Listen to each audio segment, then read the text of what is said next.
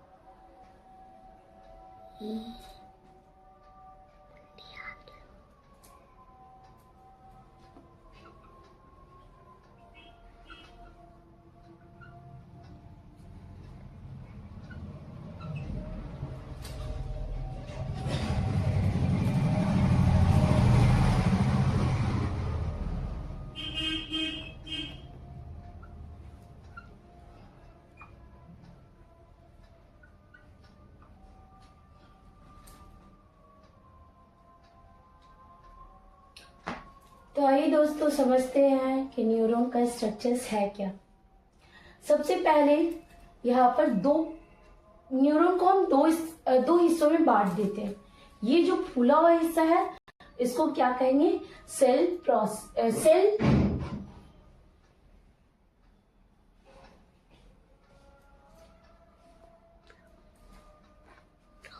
क्या हो जाएगा, सेल बॉडी।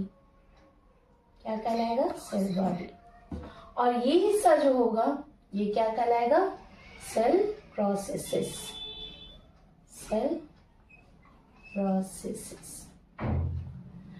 तो आइए दोस्तों मैं समझाती हूँ आपको न्यूरॉन के डायग्राम को। सबसे पहले न्यूरॉन में कितना हिस्सा होगा, दो हिस्सा।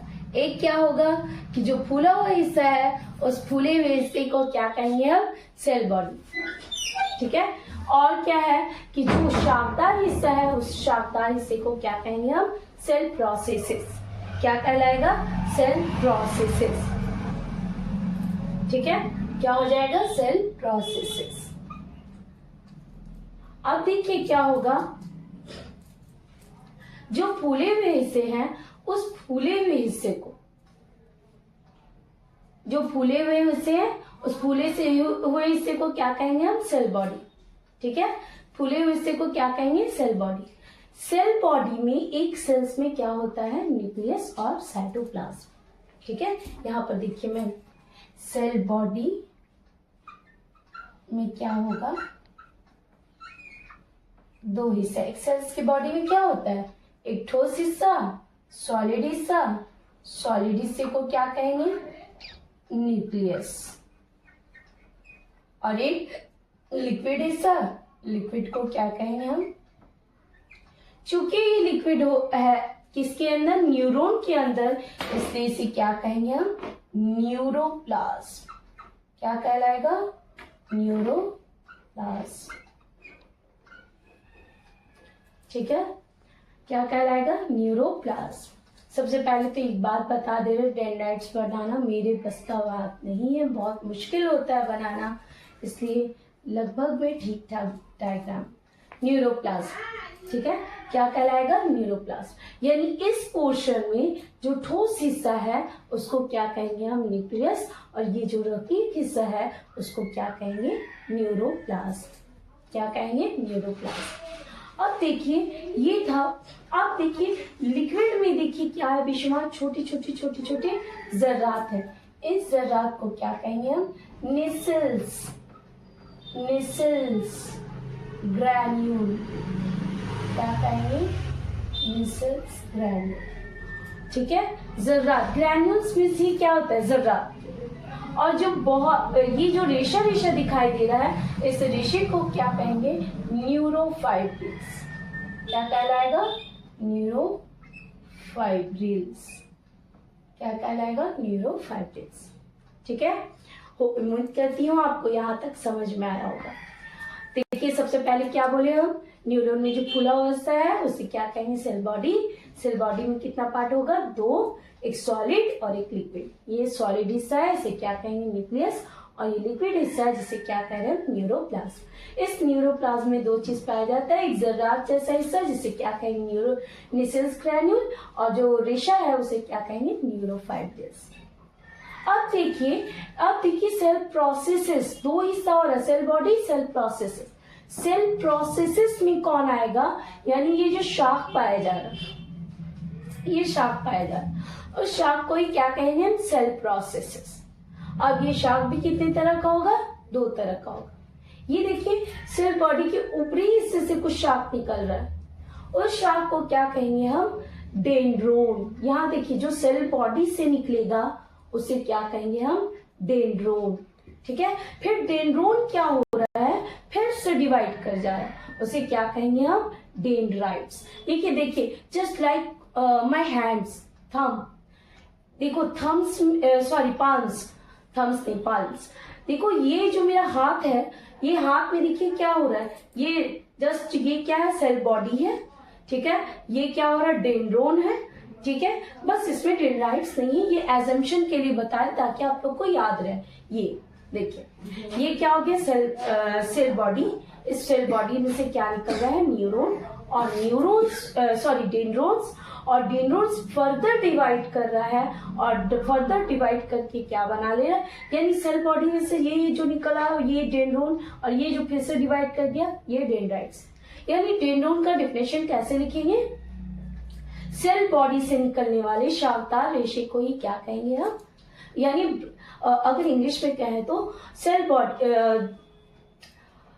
The branch portions which arises from the cell body is known as dendrite. ठीक है, अब देखो क्या हो रहा है कि सेल बॉडी के निचले हिस्से से गैर शाखदार रेशा, अनब्रांच्ड फाइब्रिल्स को ही क्या कहेंगे हम? एक्सोन। ये देखिए क्या हो रहा है? गैर शाखदार रेशा को क्या कहेंगे? इसमें शाख नहीं पाया जाए।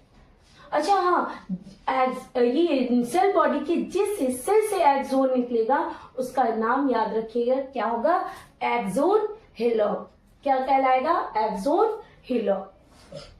ठीक है, सेल बॉडी के जिस हिस्से से क्या निकल रहा है? एक्सोन निकल रहा है, उसे क्या कहेंगे हम? Axon hillock. अब देखिए ये क्या है? एक्सोन जो है ना वो बहुत ज्यादा पेचीदा। सबसे पहले एक्सोन पूरी एक लेयर से कवर रहेगा, उस कवरिंग को क्या कहेंगे हम? एक्सोलेमा। उस कवरिंग को क्या कहेंगे हम? एक्सोलेमा। ठीक है, क्या कहेंगे? एक्सोलेमा। ठीक है, उसके बाद देखो क्या होगा कि पूरे में नहीं बल्कि क्या होगा, एक एक मिलीमीटर, ये देखिए एक एक मिलीमीटर की दूरी पर क्या होगा, एक और मेम्ब्रेन, यानी इन शॉर्ट कहे तो एक्सोन 3 मेम्ब्रेन से कवर रहेगा। एक पूरे एक्सोन को कवर करके रखे, उसे क्या कहेंगे? एक्सोलेमा। और दूसरा जो है पूरे एक्सोन को नहीं बल्कि क्या होगा, एक एक मिलीमीटर के फासले में, ये देखिए क्या करेगा, एक्सोन को कवर करके रखेगा। इसे क्या कहेंगे हम? Myelin sheath. इसे क्या कहेंगे हम? Myelin sheath. ये वाला क्या कहलाएगा? माइलिन, सॉरी जगह नहीं है इसीलिए, माइलिन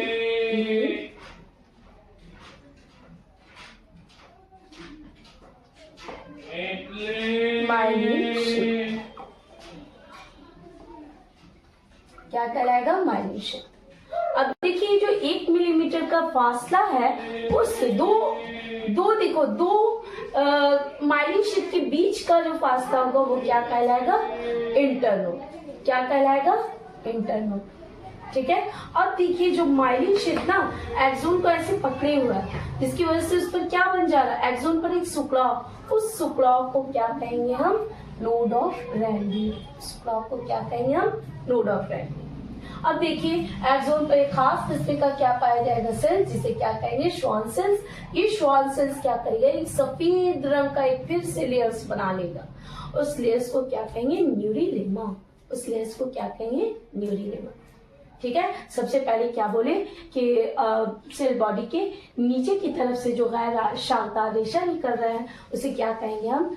एक्सोन। और जिस हिस्से से निकलेगा उसे क्या कहेंगे? एक्सोन ही लोग। और क्या हो रहा है कि एक्सोन जो है पूरी एक्सोन पर 3 लेयर्स पाया जाए, 3 मेम्ब्रेन पाया जाए। पहले जो पूरे एक्सोन को कवर करके रखे उसे एक्सोलेमा, जो क्या होगा कि 1 मिलीमीटर के फासला में, ये देखिए ये 1 मिलीमीटर के फासला में जो कवर करके रखेगा उसे क्या कहेंगे हम? Myelin sheath. और क्या होगा कि एक्सोन पर एक खास किस्म का सेल पाया जाएगा जिसे क्या कहेंगे हम? Schwann cells. वो श्वान सेल्स क्या करेगा कि पूरे एक्सोन पर एक सफेद बारीक परत चढ़ा देगा, जिसे क्या कहेंगे हम? न्यूरिलेमा। अब देखिए जहां पर माइलिन शीथ नहीं, 2 माइलिन शीथ के दरमियानी फासले को हम क्या बोले? इंटरनोड। और क्या हो रहा है, 2 माइलिन शीथ जो हो रहा है एक्सोन को क्या कर रहा है? इस तरह से जकड़े हुए, जिसकी वजह से एक्सोन पर एक सुकड़ाव हो रहा है, उसे क्या कहेंगे? Node of Randy. ठीक है, अब देखिए एक्सोन का आखिरी हिस्सा क्या हो रहा है? ब्रांच हो रहा है। उस ब्रांच, देखो जस्ट लाइक ब्रश से धागा निकलते हैं, इसीलिए इसका नाम एक्सोन से लास्ट हिस्से में क्या निकल रहा है? ब्रश, इसलिए इसका नाम क्या हो गया? And brush. और एंड ब्रश का आखिरी हिस्सा देखो क्या हो रहा है? फूला हुआ, जस्ट लाइक बल्ब, इसलिए इसे क्या कहेंगे हम? And bulb. तो होप आपको ये वीडियो समझ में आया हो कि न्यूरॉन के डायग्राम्स में कितना ज्यादा पेचीदा पर बहुत आसान है। मैं उम्मीद करती हूँ आपको ये वीडियो पसंद आया हो, और ऐसी शानदार वीडियो देखने के लिए मेरे चैनल को लाइक और सब्सक्राइब जरूर करें। Thanks for watching.